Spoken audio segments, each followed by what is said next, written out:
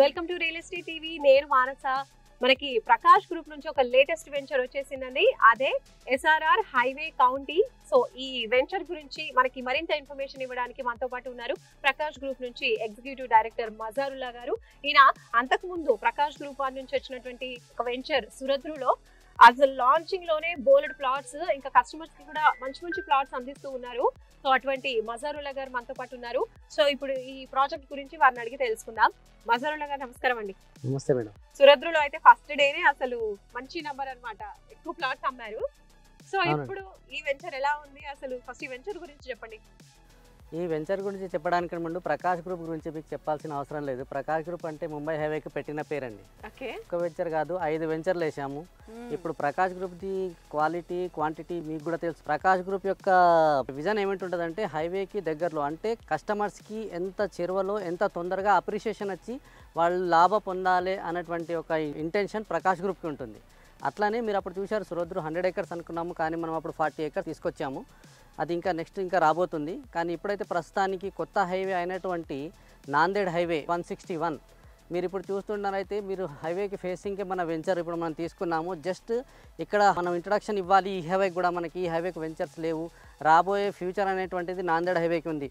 కాబోయే Mumbai highway Nanded highway 161 ఎందుకు అనుకుంటున్నారు అంటే, రేపు ఫ్యూచర్లో ముంబై హైవే ఇప్పుడు ఎంత ఫుల్ క్రౌడెడ్గా ఉందో, ఇప్పుడు చాలామందికి హైదరాబాద్లో నాందేడ్ హైవే 161 అంటే అది ఎక్కడ సార్, మేడ్చల్ సైడ్ వెళ్తుంది కదా నాందేడ్ హైవే అంటే, అది కాదండి. మీరు కంది దగ్గర వచ్చేసి బటర్ఫ్లై జంక్షన్ ఏదైతే ఉందో, బటర్ఫ్లై జంక్షన్ నుంచి జస్ట్ మీరు రైట్ తీసుకుంటే బిఫోర్ ఐఐటి మీరు రైట్ తీసేసుకుంటే వచ్చేదే ఈ హైవే. 8 లేన్ లాగా 6 లేన్ హైవే ఇది యాక్చువల్లీ. కానీ చూస్తే మరి దాని మీద ట్రావెల్ చేస్తే మనము 8 లేన్స్ మీద ట్రావెల్ చేసినట్టు ఉంటుంది. అంత పక్కడబందిగా అంత సెక్యూర్డ్గా వేరే హైవేస్కి ఎక్కడ లేదు. ఈ హైవే లేటెస్ట్గా తయారైంది కాబట్టి దీంట్లో టెక్నాలజీ చాలా యూజ్ చేశారు. ఆ టెక్నాలజీ యూజ్ చేస్తే మీరు ప్రతి ఒక్క 10 kilometers వెళ్ళినప్పుడు మీకు SOS బాక్సెస్ అండ్ దెన్ మొత్తం కెమెరాస్తో కవరేజ్ చేయడం కానీ చాలా లేటెస్ట్ టెక్నాలజీతో అతి త్వరలో ఇది పెట్టారు. అందుకే హైదరాబాద్లో ఉన్నట్టు వ్యూవర్స్కి నాందేడ్ హైవే 161 అనేటువంటిది ఎక్కువ పరిచయం లేదు. నేను చెప్తున్నాను, మీరు నాందేడ్ హైవేకి రండి. ఇప్పుడు మీరు పరుగులు తీస్తారు చూసిన తర్వాత, ఇది నాందేడ్ హైవే ఎక్కడ అని. దానికి మీరు ఎక్కడ అని కాదు, ఒకవేళ మాత్రం కాంటాక్ట్ అయితే మేము తీసుకొచ్చి మీకు నాందేడ్ హైవే చూపిస్తాం. Sir this is Nanded highway, మీరు చూడండి. నాందేడ్ హైవేకి మేము లాంచ్ చేసినటువంటి highway facing venture SRR highway county. ఈ కౌంటీలో మేము తీసుకున్నది ఫస్ట్ ఇంట్రడక్షన్ స్టార్ట్ చేయాలి, ఇక్కడ మూవ్మెంట్ చేసుకోవాలని చెప్పేసి ఈ హైవే ఫేసింగ్ వెంచర్ మనది మొత్తం టోటల్ వచ్చేసి 7 acres అండి. ఇది మొత్తం LP నెంబర్తో సహా, రెరా నంబర్ అన్నిటితో సహా మనం ఆల్రెడీ అప్రూవ్డ్తో సహా వచ్చాము. Ready to registration. ఇవాళ ప్లాట్ మీరు బుక్ చేసుకోండి, విత్ ఇన్ 2-3 daysలో మీరు రిజిస్ట్రేషన్ చేసుకోండి. మజారుల్లా గారు, ఈ రోజు కొంటే 2 daysలో రిజిస్ట్రేషన్ అని అంటున్నారు, కానీ డెవలప్మెంట్ చూసుకుంటే ఇప్పుడు ఇంకా 50-50గా ఉన్నాయనే చెప్పొచ్చు. సో మీరేమంటారు? ఇప్పుడు ఒకటండి, డెవలప్మెంట్స్ అనేటువంటిది, డెవలప్మెంట్స్ రోడ్స్ మీకు ఏం డెవలప్మెంట్స్ కాలేదు. ఇందులో ఆల్మోస్ట్ 50% ఎబో డెవలప్మెంట్ అయిపోయింది. ఆల్రెడీ రోడ్స్ కటింగ్ అయిపోయింది, మీకు స్టోన్స్ వేసేసినాము, అండర్ డ్రైనేజ్ అయిపోయింది, మీకు వచ్చేసి వాటర్ పైప్ లైన్ మొత్తం కంప్లీట్ అయింది. ఓన్లీ బ్లాక్ టాప్ రోడ్స్ వేసేసి పార్క్ ఒకవేళ డెవలప్ చేస్తే మొత్తం డెవలప్ అయింది. ఫుల్ డెవలప్మెంట్ కాకుండా కానీ మనం రిజిస్ట్రేషన్ పెట్టుకున్నాం. ఎందుకంటే రిజిస్ట్రేషన్ పెట్టుకోవచ్చు. మనకు ఆల్రెడీ రెరా ఉంది, మనకు వచ్చేసి LP నెంబర్ ఉంది. LP నెంబర్ రెరా వచ్చినప్పుడు మనకు దానికి ఎలాంటి ప్రాబ్లం లేదు. ఆ LP నెంబర్ రెరా ఉంది కాబట్టి మీరు ఇవాళ కొనుక్కుంటే రేపే మీరు రిజిస్ట్రేషన్ వెళ్ళే అవకాశం ఉంటుంది. మీరు ఇవాళ డబ్బులు కట్టండి, immediate we have to go the registration. కొన్ని డెవలప్మెంట్స్ చెప్పారు, ఇంకా ఏమేమి డెవలప్మెంట్స్ ఇస్తున్నారు ఓవరాల్గా? ఇప్పుడు ఓవరాల్ అంటే almost madam 60% of the development are completed. Next వచ్చేసి ఆల్రెడీ మనం ఒకటి ఆఫీస్ రూమ్ కట్టుకున్నాము, జస్ట్ పార్క్ ఇస్తున్నాము. దాని తర్వాత వచ్చేసి కాంపౌండ్ వాల్, చుట్టూరా కాంపౌండ్ వాల్ ఇస్తున్నాం, సెక్యూరిటీ గేట్ ఇస్తాం.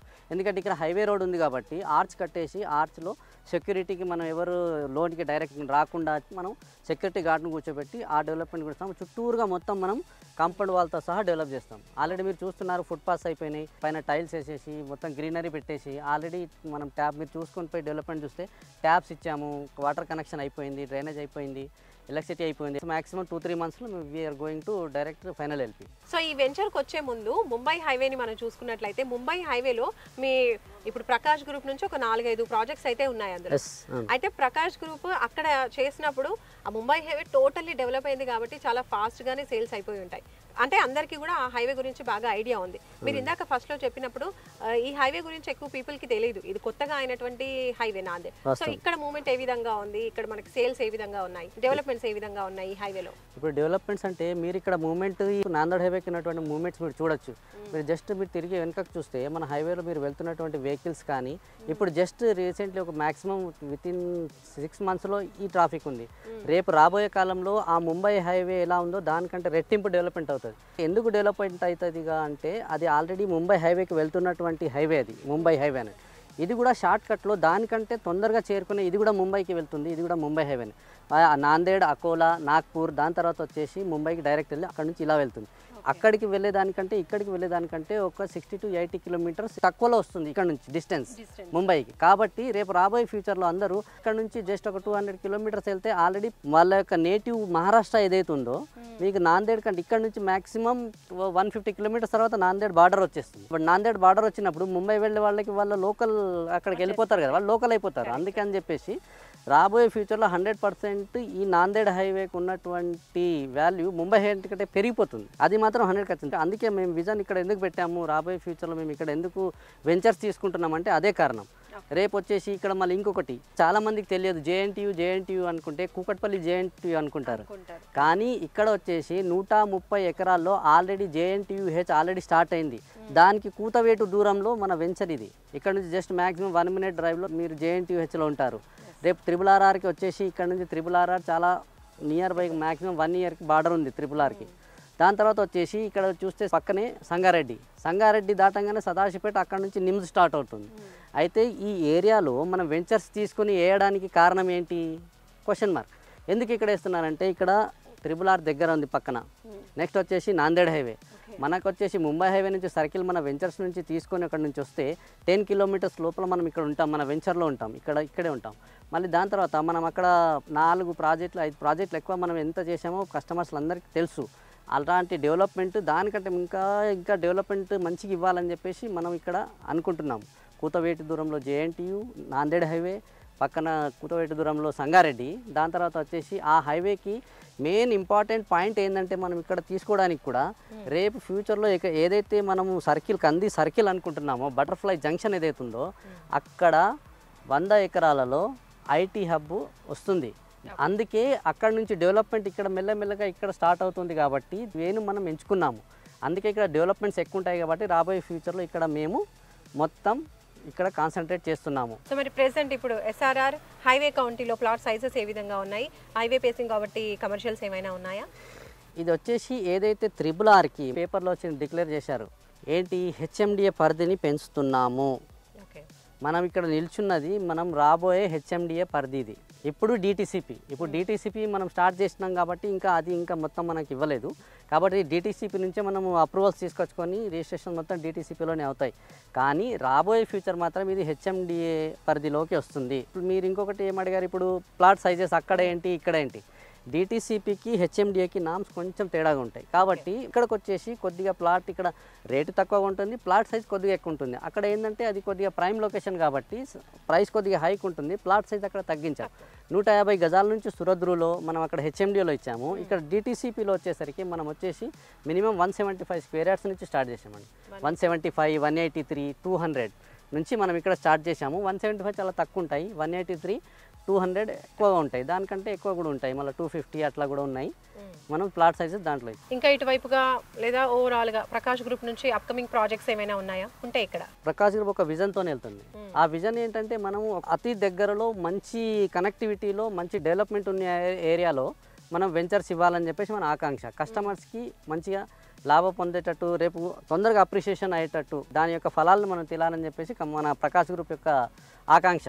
అందుకే మనం ఫ్యూచర్లో ఈ వెంచర్ అయితే ఆల్రెడీ మనం డెవలప్మెంట్ చేసాం. ఇంకా రాబోయే ఫ్యూచర్లో దీనికి నియర్ బైలో మనం ఇంకా పెద్ద ప్రాజెక్ట్స్ తీసుకుంటున్నాం.